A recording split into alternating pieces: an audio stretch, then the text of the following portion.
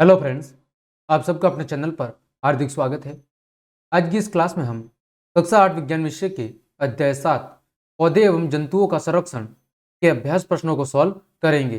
हमने चैप्टर 1 से लेकर 7 तक के सभी चैप्टर्स के अभ्यास प्रश्नों को अच्छे से सॉल्व कर लिया है। तो अगर आपने वो क्लासेस नहीं देखी है तो आप अपनी आवश्यकता अनुसार चैनल की प्लेलिस्ट पर जाकर उन क्लासेस को आराम से देख सकते हैं। तो चलिए हम शुरू करते हैं। देखें, पहला प्रश्न दिया गया है, रिक्त स्थानों की उचित शब्दों द्वारा पूर्ति कीजिए। हमारे सामने 3 रिक्त स्थान दी गई है, इन तीनों की हमें पूर्ति करनी है। पहला है वह क्षेत्र जिसमें जंतु अपने प्राकृतिक आवास में संरक्षित होते हैं, उसे क्या कहा जाता है? तो उसे अभयारण्य कहा जाता है। दूसरा है किसी विशेष क्षेत्र में पाई जाने वाली स्पीसीज क्षेत्र विशेष स्पीसीज कहलाती है। और तीसरा, प्रवासी पक्षी सुदूर क्षेत्रों से जलवायु परिवर्तन के कारण क्या करते हैं? पलायन करते हैं। तो पहली खाली जगह में आएगा अभयारण्य, दूसरे में विशेष क्षेत्रीय स्पीसीज और तीसरे में जलवायु। ठीक है, बढ़ते हैं अगले प्रश्न की ओर। निम्नलिखित में अंतर स्पष्ट कीजिए। पहला है वन्य प्राणी उद्यान एवं जैव मंडलीय आरक्षित क्षेत्र। टोटल 4 प्रश्न है, चारों में हमें अंतर बताना है। तो देखिए, पहला है वन्य प्राणी उद्यान और जैव मंडलीय आरक्षित क्षेत्र में अंतर। अगर हम बात करें वन्य प्राणी उद्यान की, तो एक ऐसा स्थान जहां जंगली जानवरों की सुरक्षा और संरक्षण किया जाता है, उसे वन्य प्राणी उद्यान कहा जाता है। वही बात करें जैव मंडलीय आरक्षित क्षेत्र की, तो वन्य जीवन, पौधों, जंतु संसाधनों और उस क्षेत्र के आदिवासियों के पारंपरिक ढंग से जीवन यापन हेतु विशाल संरक्षित क्षेत्र को जैव मंडलीय आरक्षित क्षेत्र कहा जाता है। देखो, दोनों में बिल्कुल फर्क है। वन्य प्राणी उद्यान में केवल जंगली जानवरों की सुरक्षा की जाती है और उनका संरक्षण किया जाता है। वही जैव मंडलीय क्षेत्र में वन्य जीवन के साथ साथ पेड़ पौधे, जंतु संसाधन और साथ ही उस क्षेत्र में पाए जाने वाले स्थानीय लोगों के जीवन यापन हेतु भी उस क्षेत्र को संरक्षित किया जाता है। यही दोनों में प्रमुख अंतर है। अगला प्रश्न है किसी दूसरे का चिड़ियाघर एवं अभयारण्य में अंतर। तो ऐसा स्थान जहां जानवर अपने प्राकृतिक आवास में सुरक्षित रहते हैं, उसे चिड़ियाघर कहा जाता है। ठीक है, वही अभयारण्य की बात करें तो वह क्षेत्र जहां जंतु और उनके आवास को भी संरक्षित रखा जाता है, उसे अभयारण्य कहा जाता है। चिड़ियाघर में केवल जानवरों को लाया जाता है और उन्हें प्राकृतिक आवास जैसे माहौल में रखा जाता है। ठीक है, वो जरूरी नहीं है कि वो प्राकृतिक आवास ही हो, लेकिन अभयारण्य में जंतु को उनके प्राकृतिक आवास में ही बिल्कुल प्राकृतिक आवास की तरह उन खुद जीव जंतुओं के साथ साथ उनके आवास को भी संरक्षित रखा जाता है। ठीक है, जबकि चिड़ियाघर में वो पूरी तरह प्राकृतिक आवास में नहीं रहते, बल्कि वो एक कृत्रिम आवास में रहते हैं। अगला प्रश्न है संकटापन एवं विलुप्त स्पीसीज में अंतर क्या है? तो संकटापन का मतलब है वे जंतु जिनकी संख्या एक निर्धारित स्तर से कम होती जा रही है और वे लगभग विलुप्त हो सकते हैं, उन्हें संकटापन जाति के अंतर्गत रखा जाता है। वही बात करें विलुप्त स्पीसीज की, तो वे जीव जंतु या पादप जो पृथ्वी से पूरी तरह विलुप्त हो चुके हैं, उन्हें विलुप्त की श्रेणी में रखा जाता है। ठीक है, जैसे डायनासोर, ये क्या है? विलुप्त है। संकटापन की बात करें, एशियाई हाथी, दरियाई घोड़ा, ये क्या है? संकटापन है। इनकी संख्या धीरे धीरे बिल्कुल कम हो रही है और अगर ऐसी स्थिति रही तो एक समय में ये भी विलुप्त हो जाएंगे। अगला अंतर है वनस्पति जात और प्राणी जात में अंतर क्या है? तो वनस्पति का मतलब है किसी विशेष क्षेत्र में पाए जाने वाले पेड़ पौधों या पादपों का समूह। वही बात करें प्राणी जगत की, तो किसी विशेष क्षेत्र में पाए जाने वाले जीव जंतुओं का समूह। ये दोनों में बिल्कुल अंतर है। चलिए बढ़ते हैं अगले प्रश्न की ओर। प्रश्न संख्या 3, वनो उन्मूलन का निम्न पर क्या प्रभाव पड़ता है? चर्चा कीजिए। यानी धीरे धीरे जो वनों का उन्मूलन हो रहा है, वन धीरे धीरे कम हो रहे हैं, इनका वन्य प्राणियों पर क्या असर होगा? पर्यावरण पर, गांवों पर, शहरों पर, पृथ्वी पर और अगली पीढ़ी पर, इन सभी पर इसका क्या प्रभाव पड़ेगा, उसकी हमें चर्चा करनी है। सबसे पहले बात करते हैं वन्य प्राणियों पर वनोन्मूलन का प्रभाव। तो पेड़ पौधे, जंगली जानवर, ये सब अपने आवास और भोजन सबके लिए किस पर निर्भर करते हैं? मुख्य रूप से वनों पर और जंगलों पर ही निर्भर करते हैं। तो अगर वनों का नष्ट होगा तो निश्चित रूप से इन पेड़ पौधों और जंगली जानवरों के जो प्राकृतिक आवास है वो प्राकृतिक आवास क्या हो रहे हैं? धीरे धीरे नष्ट हो रहे हैं।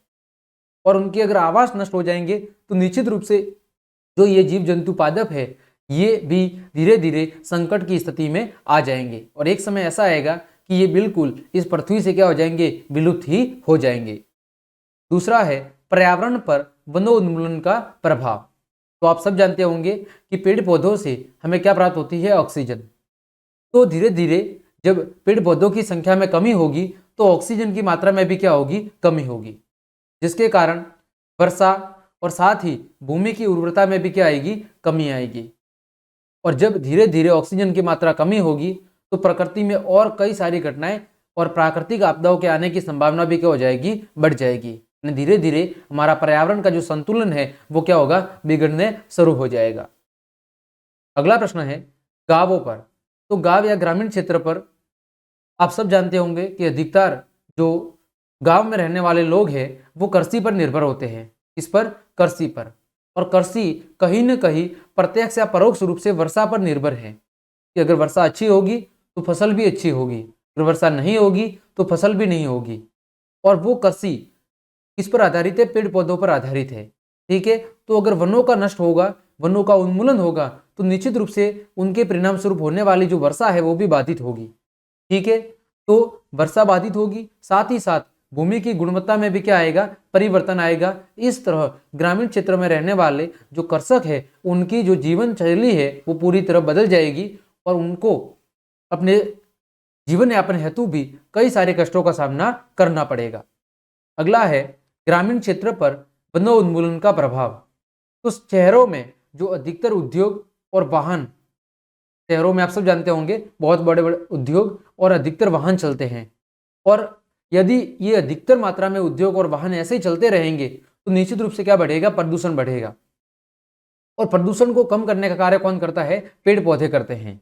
तो यदि वन नष्ट हो जाएंगे तो पेड़ पौधे भी नष्ट होंगे और पेड़ पौधे नष्ट होंगे तो फिर इस प्रदूषण को कम करने का कार्य कौन कर पाएगा? तो ऐसी स्थिति में पर्यावरण पूरा क्या हो जाएगा? प्रदूषित हो जाएगा और शहरों की जो जिंदगी है वो इतनी अस्वस्थ हो जाएगी कि वहां पर लोगों को रहना भी क्या हो जाएगा? मुश्किल हो जाएगा। जैसे आप सब जानते भी होंगे दिल्ली वगैरह क्षेत्र में सर्दियों में इतनी प्रदूषण फैल जाता है कि लोग खुले में सांस तक नहीं ले सकते। इसका कारण यही है कि वहां पर वनों की संख्या में बिल्कुल कमी है। इस कारण प्रदूषण को नियंत्रित करने का जो जरिया है, जो माध्यम है, वो पेड़ पौधे बिल्कुल क्या हो रहे हैं? कम हो रहे हैं और इसी कारण दिन ब दिन प्रदूषण क्या हो रहा है? बढ़ रहा है। अगला है पृथ्वी पर वनोन्मूलन का प्रभाव। तो पृथ्वी पर वनोन्मूलन के कारण क्या होगा? प्राकृतिक आपदाओं की संभावना क्या हो जाएगी? बढ़ जाएगी। और वनों के नष्ट होने से जो ग्लोबल वार्मिंग की समस्या है उस ग्लोबल वार्मिंग की समस्या यानी कि पृथ्वी का ताप धीरे धीरे बढ़ने लगेगा और पृथ्वी का ताप बढ़ने से धीरे धीरे इस पूरे ब्रह्मांड का ताप भी बढ़ जाएगा और लोगों को पृथ्वी पर रहना भी क्या हो जाएगा? मुश्किल हो जाएगा। साथ ही कम पेड़ों के कारण पृथ्वी पर मृदा अपरदन, ठीक है, अन्य प्रकार के कई सारे प्रदूषण और अन्य कई प्रकार की संभावना है वो उत्पन्न हो जाएगी। अगला प्रश्न देखें, दिया गया है क्या होगा यदि हम वृक्षों की कटाई करते रहे, किसी जंतु का आवास बाधित हो जाए, मिट्टी की ऊपरी परत अनावृत हो जाए, तो ऐसी स्थिति में क्या प्रभाव होगा? हमें उसकी चर्चा करनी है। तो पहले प्रश्न की चर्चा अभी हम कर चुके हैं कि यदि वनों की कटाई करते रहेंगे तो क्या होगा। तो यदि वनों की कटाई ऐसे ही होती रही तो वर्षा और भूमि की उर्वरकता में क्या आ जाएगी? कमी आ जाएगी और प्राकृतिक आपदाओं के आने की जो संभावना है वो हद से ज्यादा बढ़ जाएगी। साथ ही ग्लोबल वार्मिंग, प्रदूषण, ऐसी कई हजारों समस्याएं हमारे सामने उत्पन्न हो जाएगी। दूसरा, किसी जंतु का आवास बाधित हो जाए। तो आप सब जानते होंगे कि अधिकांश जो जंगली जानवर है, जीव जंतु है बड़े बड़े, वो जंगलों या वनों में आवास करते हैं। ठीक है, अगर किसी जंतु का आवास नष्ट हो जाए तो एक तो बढ़ती हुई जनसंख्या को जल और भोजन की उचित प्राप्ति नहीं होगी। साथ ही वो जंतु जिसका आवास बाधित हुआ है वो धीरे धीरे उनकी संख्या में कमी आने लगेगी। वही जीव जंतु जंगलों या वनों को छोड़कर शहरी क्षेत्रों या जनसंख्या वाले क्षेत्रों में प्रवेश करेंगे और नुकसान पहुंचाएंगे। ठीक है। और धीरे धीरे उनके नष्ट होने की जो संभावना है वो भी काफी मात्रा में बढ़ जाएगी और एक स्थिति ऐसी आएगी कि वो संकटापन जाति में शामिल हो जाएंगे। अगला प्रश्न है, मिट्टी की ऊपरी परत के हटने से क्या होगा? मृदा में ह्यूमस की कमी होती है। क्या हो जाएगी? ह्यूमस की कमी। और साथ ही उसकी उर्वरकता या उसकी उर्वरता क्षमता में भी क्या होगी? कमी होगी। और धीरे धीरे ये जो उर्वरक भूमि थी, जो कृषि योग्य भूमि थी, वो किसमें बदल हो जाएगी? वो मरुस्थल में परिवर्तित हो जाएगी। और इसे ही हम क्या कहते हैं? इसे ही मरुस्थलीकरण कहा जाता है। फिर हमें चारों तरफ रेत के धोरे ही धोरे नजर आएंगे और कहीं पर भी वनस्पति देखने को नहीं मिलेगी। अगला प्रश्न है, संक्षेप में उत्तर दीजिए। पहला है, हमें जैव विविधता का संरक्षण क्यों करना चाहिए? तो देखें, तो जैव विविधता का अर्थ है किसी विशेष क्षेत्र में पाए जाने वाले सभी पौधों, जंतुओं और सूक्ष्म जीवों की विभिन्न प्रजातियां। जैव विविधता का अर्थ क्या है? किसी विशेष क्षेत्र में असंख्य रूप से पाए जाने वाले सभी पौधों, जंतुओं और सूक्ष्म जीवों की विभिन्न प्रजातियां। अब जंतु किस पर आधारित होते हैं? वो पौधों पर आश्रित होते हैं। जैसे कि जो बाल वाला पांडा है वो बैम्बू डंडी खाना पसंद करता है। ऑस्ट्रेलिया का कुआला भालू सफेदे के पत्ते ही खाना पसंद करता है। और पक्षी बाहर सिंगा भी विशेष खाने की आदतें रखते हैं। मतलब क्या हुआ कि विभिन्न प्रकार के जो जीव जंतु है, पक्षी है, सूक्ष्म जीव है, वो कहीं ना कहीं पेड़ पौधों पर आश्रित है। ठीक है, अपने भोजन के लिए वो पेड़ पौधों पर आश्रित है। और वन में विभिन्न प्रकार के जो पौधे हैं वो भी अपनी प्रत्येक की आवश्यकता को पूरी करने में समर्थ होते हैं। ठीक है, इनसे शाकाहारियों को क्या मिलता है? भोजन मिलता है। और साथ ही इससे भोजन श्रृंखला क्या होती है? मजबूत बनी रहती है और जीवों के बीच एक उचित समन्वय बना रहता है। यदि जैव विविधता का संरक्षण हम नहीं करेंगे तो अगर किसी कड़ी में से जो भोजन श्रृंखला या खाद्य श्रृंखला की एक कड़ी है उसमें से अगर एक जीव भी नष्ट हो गया तो वो भोजन श्रृंखला या खाद्य श्रृंखला पूरी तरह से क्या हो जाएगी? प्रभावित हो जाएगी। और ऐसी स्थिति में बाकी जंतु या जीव जंतुओं का जो जीवन है वो भी किसमें पड़ जाएगा? खतरे में पड़ जाएगा। ठीक है, तो उम्मीद करता हूं ये प्रश्न आपको समझ में आया होगा। अतः अगर हम चाहते हैं कि प्रकृति पर जीवों का एक संपूर्ण अस्तित्व बना रहे, उनके बीच एक उचित समन्वय बना रहे, तो निश्चित रूप से हमें जैव विविधता का संरक्षण करना चाहिए। अगला है, संरक्षित वन भी वन्य जंतुओं के लिए पूर्ण रूप से सुरक्षित नहीं है, क्यों? प्रश्न कह रहा है कि जो संरक्षित वन है, जहां पर पेड़ पौधों, जीव जंतुओं को संरक्षण किया जाता है, उनका बचाव किया जाता है, वो भी वन्य जंतुओं के लिए पूरी तरह से सुरक्षित नहीं है। इसका हमें कारण बताना है। तो संरक्षित वन भी अब जीवों के लिए पूर्ण रूप से सुरक्षित नहीं रहे। इसका कारण क्या है कि उसके आसपास के क्षेत्रों में रहने वाले जो लोग हैं वो वनों का अतिक्रमण करके उन्हें क्या कर रहे हैं? नष्ट कर रहे हैं। साथ ही विभिन्न प्रकार की औद्योगिक इकाइयां, लोग अपनी लालचीपन की प्रवृत्ति के कारण उन्हें क्या कर रहे हैं? कहीं ना कहीं चोरी छिपके भी उसका यूज कर रहे हैं, उनको नष्ट कर रहे हैं। इसी कारण आज के इस जमाने में जो संरक्षित वन है वो भी वन्य जंतुओं के लिए पूर्ण रूप से सुरक्षित नहीं है। अगला है, कुछ आदिवासी वन या जंगलों पर निर्भर करते हैं, कैसे? तो आप सब जानते होंगे कि कई आदिवासी जो जातियां हैं वो वनों पर निर्भर करती है। जैसे सतपुड़ा राष्ट्रीय उद्यान की चट्टानों में आवास में प्राग ऐतिहासिक क्या मिले हैं? प्रमाण मिले हैं, जिनसे आदि मानव के जीवन काल के बारे में क्या चलता है? पता चलता है। यानी वहां से ये हमें जानकारी मिलती है कि आज से कई समय पहले भी जो कई सारे जातियां थी, आदि मानव थे, वो अपने जीवन यापन के लिए वनों पर निर्भर करते थे। चट्टानों पर कुछ कलाकृतियां जैसे लड़ते हुए मनुष्य, जानवर का शिकार, नृत्य, वाद्य यंत्रों को बजाते हुए दर्शाया गया है। बाघ और लोगों के समूहों की कलाकृतियां भी इन चट्टानों पर पाई गई है। इस कारण हम कह सकते हैं कि कुछ आदिवासी प्रजातियां अपने भोजन और आवास के लिए या अपने जीवन यापन हेतु, चाहे वो जीव जंतुओं से मांस, पेड़ पौधों से फल फूल, गोंद, शहद, इन सभी चीजों की प्राप्ति हेतु क्या करते हैं? वो प्रत्यक्ष रूप से वनों या जंगलों पर निर्भर करते हैं और उसी पर वो अपना जीवन यापन करते हैं। अतः हम कह सकते हैं कि कुछ आदिवासियां जो जनजाति या प्रजातियां है वो आज भी वनों या जंगलों पर निर्भर करती है। अगला है, वनों उन्मूलन के कारक और उनके प्रभाव क्या है? कि जो वन धीरे धीरे नष्ट हो रहे हैं उसके कारक क्या है, कारण क्या है और उसके कारण होने वाले प्रभाव क्या है। तो सबसे पहले बात कर रहे हैं वनोन्मूलन के कारण की। तो लोगों के बदलते हुए जीवन स्तर और तकनीकी में वृद्धि से वनों के उपयोग में क्या हुई है, अत्यधिक वृद्धि हुई है। यानी जैसे जैसे लोगों के रहने का जीवन स्तर बदल रहा है, जैसे जैसे तकनीकी टेक्नोलॉजी में वृद्धि हो रही है, वैसे वैसे वनों के उपयोग में भी क्या हो रही है, वृद्धि हो रही है। अपने आराम और सुविधाओं के लिए वनों की कटाई के कई सारे उद्देश्य है। यानी आज लोग अपने जीवन को आरामदायक बनाने हेतु हद से ज्यादा वनों को क्या कर रहे हैं, नष्ट कर रहे हैं। तो उसके प्रमुख कारण क्या है, देखें। पहला, जनसंख्या वृद्धि के कारण घर बनाने के लिए लकड़ी की आवश्यकता। जैसे जैसे जनसंख्या में वृद्धि हो रही है, लोगों को अपने आवास चाहिए और उस आवास की पूर्ति हेतु वो लकड़ी जिसकी जरूरत है वो कहाँ से प्राप्त कर रहे हैं, वनों से ही प्राप्त कर रहे हैं। दूसरा, कृषि भूमि के लिए। जैसे जैसे जनसंख्या बढ़ रही है, लोगों को ज़्यादा से ज़्यादा भोजन की आवश्यकता है। अब उस भोजन की आवश्यकता की पूर्ति हेतु ज़्यादा से ज़्यादा जमीन की आवश्यकता है, तो लोग वनों या जंगलों को नष्ट करके वहाँ पर क्या कर रहे हैं, कृषि कर रहे हैं। उसी तरह सड़कें और बांधों के निर्माण के लिए कई सारे जंगलों या वनों का जो विनाश है वो प्रतिदिन किया जा रहा है।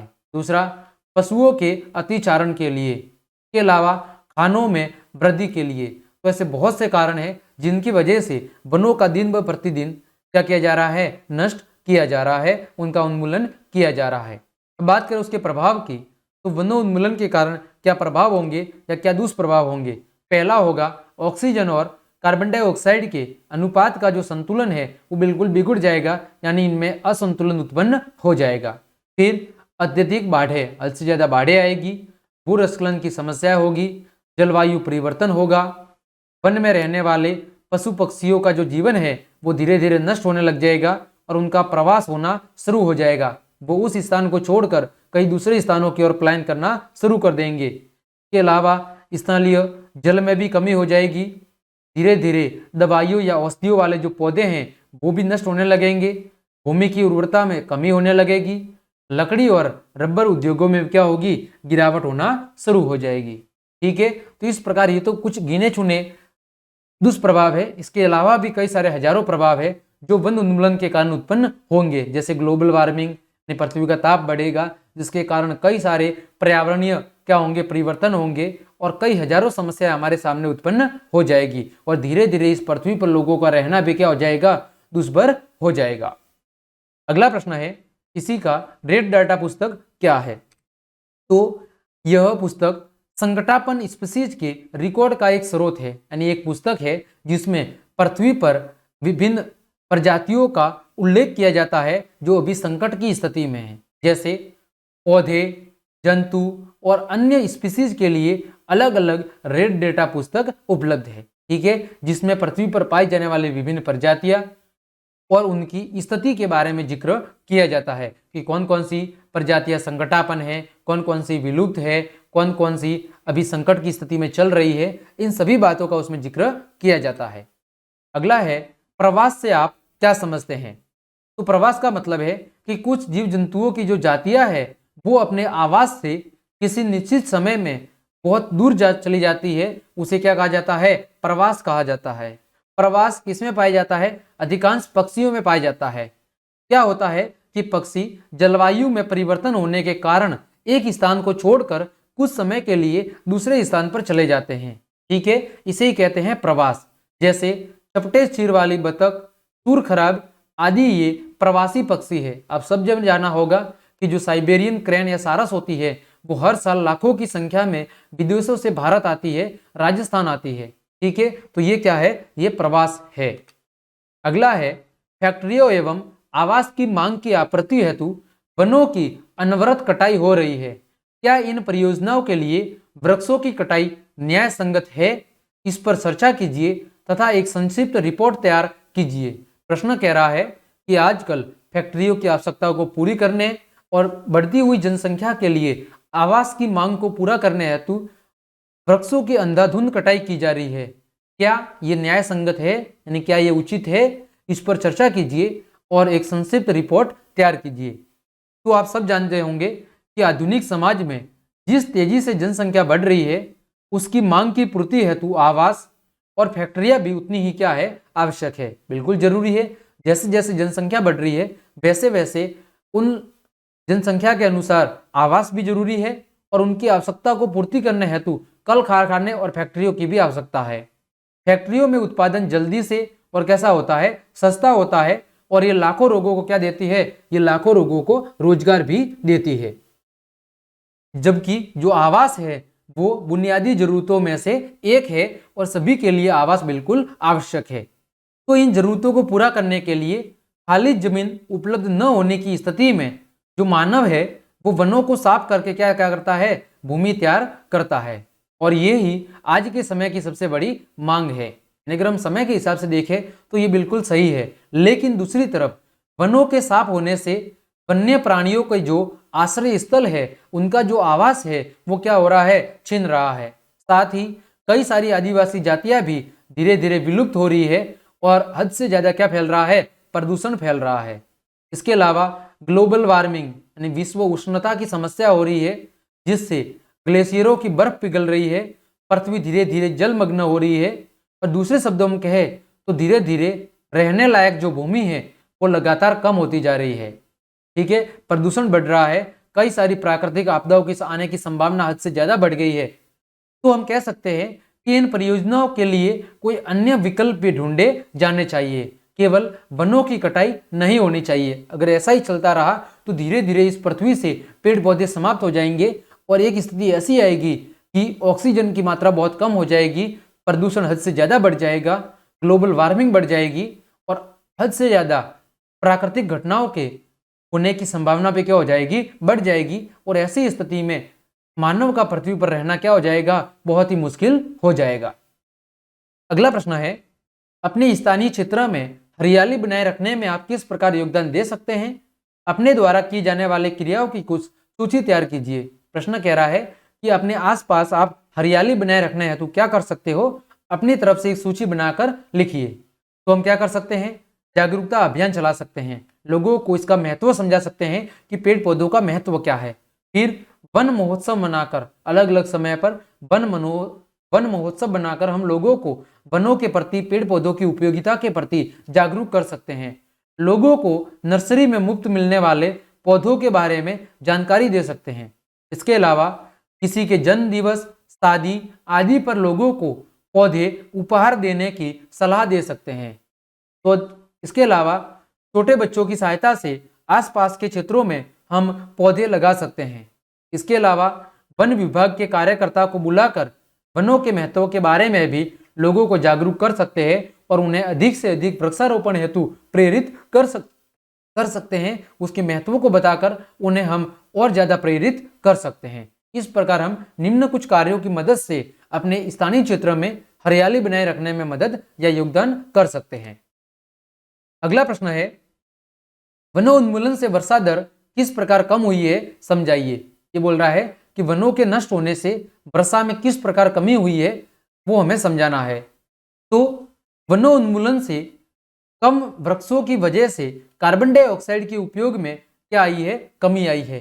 यानी जैसे जैसे पेड़ पौधों की संख्या में कमी हो रही है, कार्बन डाइऑक्साइड का जो उपयोग है वो कम हुआ है और यानी कार्बन डाइऑक्साइड की मात्रा दिन ब दिन बढ़ रही है। ठीक है, और ऑक्सीजन कम हो रही है, जिसके कारण वायुमंडल में CO2 की जो मात्रा है, कार्बन डाइऑक्साइड की मात्रा है वो काफी बढ़ गई है। क्योंकि कार्बन डाइऑक्साइड पृथ्वी द्वारा उत्सर्जित ऊष्मीय विकिरणों का प्रग्रहण कर लेती है। क्या कर लेती है, ग्रहण कर लेती है। लेकिन इसमें हो रही कमी के कारण आज पृथ्वी का जो तापमान है वो बढ़ रहा है और उसे हम क्या कहते हैं, ग्लोबल वार्मिंग या विश्व उष्णता कह रहे हैं। तो पृथ्वी के ताप में धीरे धीरे वृद्धि हो रही है, जिससे जो जल चक्र का संतुलन है वो पूरी तरह क्या हो गया है, बिगड़ गया है। और इसके कारण ही वर्षा दर में भारी क्या आई है, कमी आई है। आज कई जगहों पर हद से ज्यादा बारिश होती है तो कई जगहों पर सूखा पड़ रहा है। वर्षा के अंदर बिल्कुल अनियमितता हो रही है, कहीं पता नहीं चल रहा कि कब कहाँ पर वर्षा होगी और कब नहीं होगी। इसका जो संतुलन है, जो चक्र है वो पूरी तरह बिगड़ चुका है और इसके लिए सबसे प्रमुख कारण है वनों की कटाई। वनों में हो रही कमी ही वर्षा की कमी का सबसे प्रमुख कारण है। ठीक है, अगला प्रश्न है, हमें कागज की बचत क्यों करनी चाहिए? उन कार्यों की सूची बनाइए जिनके द्वारा आप कागज की बचत कर सकते हैं। इसमें दो प्रश्न है। पहला, हमें कागज की बचत क्यों करनी चाहिए? तो देखें, हमें कागज की बचत वनों को बचाने के लिए करनी चाहिए। क्यों? क्योंकि कागज का निर्माण किससे होता है? वनों से प्राप्त लकड़ियों से होता है। लगभग 1 टन कागज बनाने के लिए 17 वृक्षों की आवश्यकता होती है। कितनी? 17 पेड़ों की आवश्यकता होती है लगभग 1 टन कागज के लिए। तो कागज की बचत से वनों के साथ साथ हानिकारक रासायनिक पदार्थ, जल, ऊर्जा जो इसको बनाने में प्रयुक्त होते हैं उनकी भी क्या होगी? बचत होगी। यानी पेड़ पौधों की तो बचत होगी ही होगी, साथ साथ इसको बनाने वाले हानिकारक रासायनिक पदार्थ, जल, ऊर्जा, इन सभी की क्या होगी? बचत होगी। तो हम कुछ निम्न कार्यों की मदद से कागज की बचत कर सकते हैं, जैसे पुनः चक्रण। एक बार कागज उपयोग में लेने के बाद उसे फेंकने की बजाय या उसे जलने की बजाय उसका पुनः चक्रण किया जाए। पुनः चक्रण करने के बाद उसका पुनः उपयोग किया जाए। इसके अलावा मितव्ययता से उपयोग, जितना जरूरी हो उतने ही कागज का उपयोग किया जाए, अनावश्यक उसका उपयोग ना किया जाए। इसके अलावा हम जन जागरूकता अभियान चलाकर कागज की महत्ता और वनों की महत्वता के बारे में समझाकर लोगों को जागरूक करके इसको हम क्या कर सकते हैं? कागज की बचत करने में अपना योगदान दे सकते हैं या लोगों को इसके बारे में जागरूक कर सकते हैं। तो क्लास देखने के लिए आप सभी को धन्यवाद। उम्मीद करता हूं सारे प्रश्न आपको अच्छे से समझ में आए होंगे। तो अगर आपको ये क्लास पसंद आई है तो लाइक, कमेंट, शेयर और सब्सक्राइब जरूर कर दे।